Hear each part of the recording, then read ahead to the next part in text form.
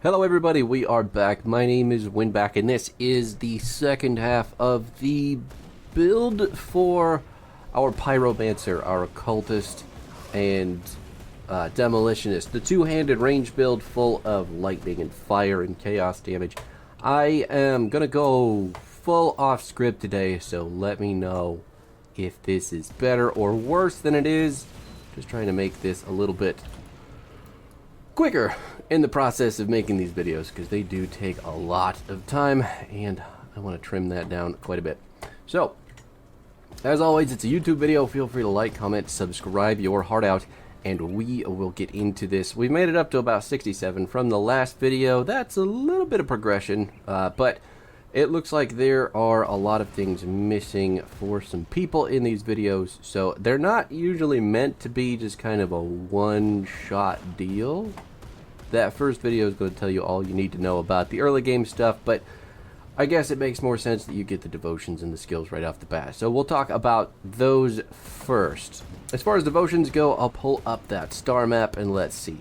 So what I ended up starting with is the crossroads in pink because I wanted to get to Abomination first. The Abomination Tree, well, this half of the tree is really good. And then that also leads into Ulzwin's Torch, which is extremely good as well. So, what you're going to do for devotions, you'll start with pink. You'll go green, these two to begin with. And then you're just looking for small constellations that will build you up to, what is it, 8 pink and 18 green. So, getting your Jackal, there's 3 pink. Getting your Fiend is 2 pink, 3 green. So you can see these start building up real quick. But if I had to give you an order, I'd say Jackal, Fiend, then come over to Eye of the Guardian, Spider, really strong. And then Soleil's Witchblade is going to be like the first active that you take because this will pair really well with Fire Strike in the early parts of the game. I've changed it now to another ability, but that's just because Fire Strike is much more useful on the Meteor Shower ability. But Soleil's Witchblade is going to be your first really important damage constellation. So Jackal, Spider, Soleil's Witchblade, Fiend, Eye of the Guardian, and then your 1 in the pink at the Crossroads constellation plus your Jackal plus your Spider will give you access to Soleil's Witchblade. As far as the early ones that you want though, all 5 of these are important. Jackal, Fiend, Soleil's Witchblade, Spider, Eye of the Guardian, and then you'll move into Hydra. You have to have a two-handed ranged weapon to use Hydra, so you'll want this for all of the opportunities it's going to give you for a two-handed ranged weapon, mainly attack speed and the offensive ability. So all that stuff is super helpful. The slow resistance also really good too for helping you kite out. Actually, you may need to get Scholar's Light as well. I picked up Scholar's Light not because it's super useful, just because it is 4 greens, super easy, and it got me to Abomination.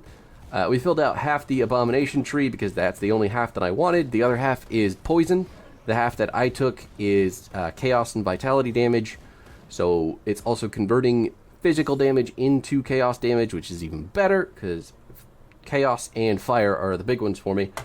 We could have also started with Ulzwin's Torch because it is cheaper on the devotion point requirement. So if you want the fire damage first, go for Ulzwin's Torch. If you want to go for the chaos damage first, go for Abomination. After that, I got points over here into Magi because I needed more fire damage and I wanted another activatable ability, which is really good for Doombolt. But mostly Soleil's Witchblade, Ulzwin's Torch, or Abomination, and the Magi are my big, important, active devotions. I don't super care about the Fiend or the Guardian's Gaze, because they don't do the type of damage that I need them to do, but they are very important for other stats and the devotion points that they feed into the devotions that I do want. Also, you don't get any points for completing outer constellations for your devotions, so once you get there, if you're still looking for constellations to fill out, look somewhere else. We're going to have 3 points after this, so Magi is completed. We'll probably put that into something simple. You know what? We may end up going for the Hawk. Seems like a good way to cap off everything. The full devotion roadmap is going to be Jackal, Spider, Soleil's Witchblade, Fiend, Eye of the Guardian, Hydra, Scholar's Light, Ulzwin's Torch, Abomination, Magi, and Hawk. Ta-da! You're welcome. They're all interchangeable. Make it up if you need to, but they're all laid out for you right there. And then skill progression, there is almost nothing to this build. I mentioned in the last video, but the stuff that you need, your Fire Strike and your Explosive Strike and your Brimstone are the big room clearing abilities. To drop it all into a single train of thought for you, we're going to start Fire Strike, max out Explosive Strike after that, max out both of these. Max Fire Strike first and then Explosive Strike. Grab the 3 points into Searing Might. Put 1 or 2 points into Flame Touched, 1 or 2 points into Vindictive Flame, 1 or 2 points into Ulzwin's Wrath. Same with Temper. Get the bare minimum bonuses out of those. Come over to your Cultist tree, grab Soleil's Witchfire, get the 3 points into Consecrated Blade, 1 point into Second Right, and then take a couple points into Blood of Dreeg, 1 point into Aspect of the Guardian, Doombolt, max that out, and then 1 point into Possession. There you have it.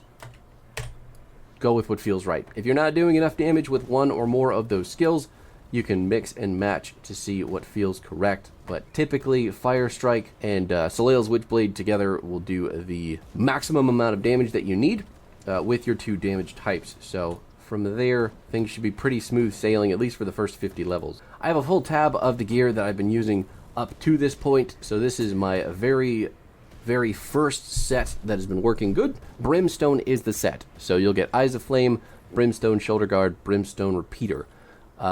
Brimstone Shoulder Guard right there. Looks like we just deleted the repeater, maybe to get back the component that I had on there. But get the Eyes of Flame, or the Brimstone set. Also pick up Turin's Grips, because they give you that explosive strike value. At some point, if you get yourself an Obsidian Grasp from your first kill on the Ligorian for completing that quest, these are very good.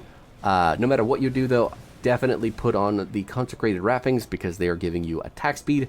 There is also the Vortex Stone, super good for the attack speed and the energy regeneration as well, because you do run low on mana a lot. Jewel of the Royal Crown is a super strong ring, too. It's part of a 3 set with 2 rings and an amulet. They're not necessarily going to be, everything that we want, but they are very good just as a baseline. Empowered Berserker's Cowl. The only reason I used this for any amount of time was for the attack speed. Berserk also really, 25% attack speed is nuts on this build. The Ugnenbog Arcane Weaver. I know it's a lot. It's a lot to say. But this is a monster infrequent you can get from some of the cannibals in the Act 5 swampy stuff. And you'll get this to give you tons of damage to Fire Strike. You're getting +4. You're getting 21% attack speed on top of that. And your Fire Strikes are passing through people. Physical damage is also going to get converted to elemental damage for Fire Strike itself. So this is crazy good.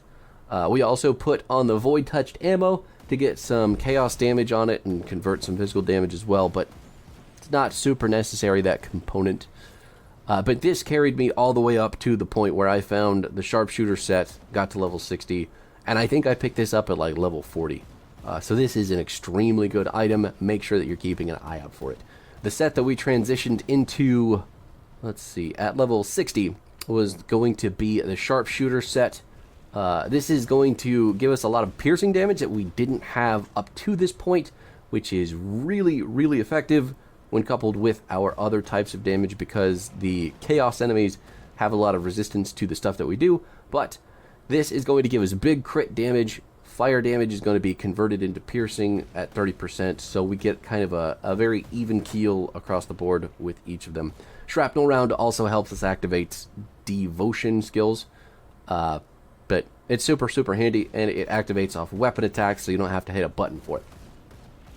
Also, Shrapnel Round You only get shrapnel round when you're using all 3 pieces. So we need the sharpshooter's bolt rifle, sharpshooter's coat, and then the sharpshooter's glass eye.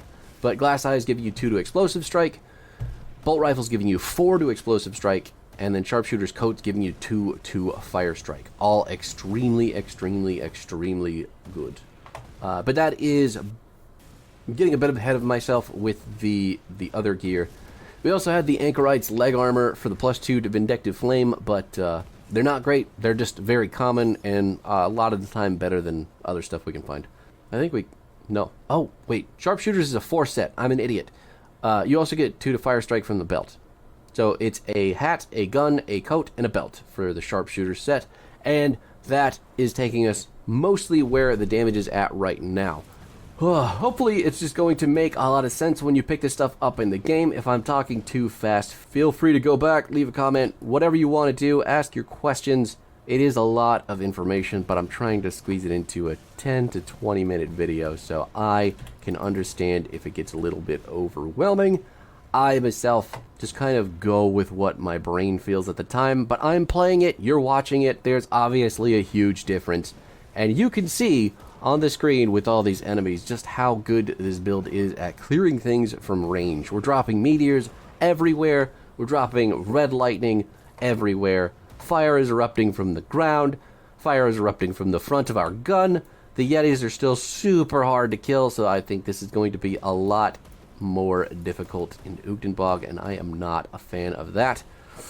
But whatever, it's fine. We only got 3 devotion points left to get. Those are going into Hawk, as I mentioned earlier, but in case you need that refresher, there you go. And since we're on Elite, we don't have to worry about a whole lot in the way of the story. We're just grinding for gear at this point, trying to push our build up to Ultimate so that we can keep having fun. I don't know. Do people think that level 100 is the fun part?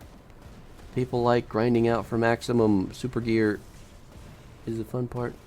Really the best part for me is the Nemesis farming and the secret bosses, which I guess you need to be an Ultimate and you be basically like max gear, so that's understandable. But I also make like a million characters every time I come into this game. So this is the other ability that we picked up from our relic. It's called Conflagration. It is kind of your Aether Ray. I don't love it. I don't like using it a lot, mainly because my auto attacks just do so much damage. But we have it because the stats on the relic itself are really good. And we need that relic to transition into our Transcended Relic, which we'll start picking up materials for very soon here.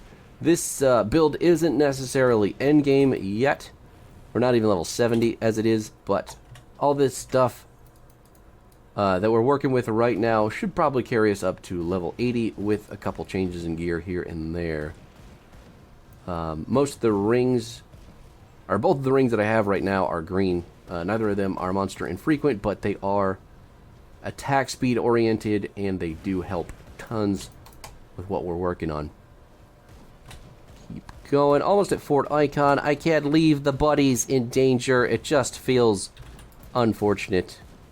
Even though I'm pretty sure they can't die. I think the NPCs are just invincible, but I don't know. We play games the same way that we live life? Maybe? We're not going to go over to the Tomb of Archon Bartholom. I don't want to do that just yet. Blasting through the Kaiman's Chosen this time, instead of teaming up with them like we did last time. Even though they have all the gear that I want, I didn't end up buying a whole lot from them on the first go through. Maybe it would have been better on Elite, but at this point I'm kind of over it, so we just go with the gear that we find. Usually the stuff that we pick up off the ground isn't great, but it is going to be better than the stuff in the shops. Alright, Icon, where are we at? What else do I need to talk about? What else is going on? Really, again, I'm not pressing too many buttons here. I'm pressing my Doom Bolt, and I am auto-attacking. So that is it. If I feel like I'm getting run up on, I'll drop some stun jacks and then blink away. But even then, I press those buttons very seldom compared to the other two. and it just melts people, man. It's not even fair. Like, we are on elite. I can die easily if I get surrounded or if I get hit by a big CC immune boss, but at this point, it's still kind of like, I'm not worried about much of anything else. So, my resistances are all pretty high as well. So if you're not paying attention to that, make sure that the gear that you have has the right resistances, or that you've got the right components to do that. Only you can figure out your resistances. Only you can prevent forest fires from killing you. Got it.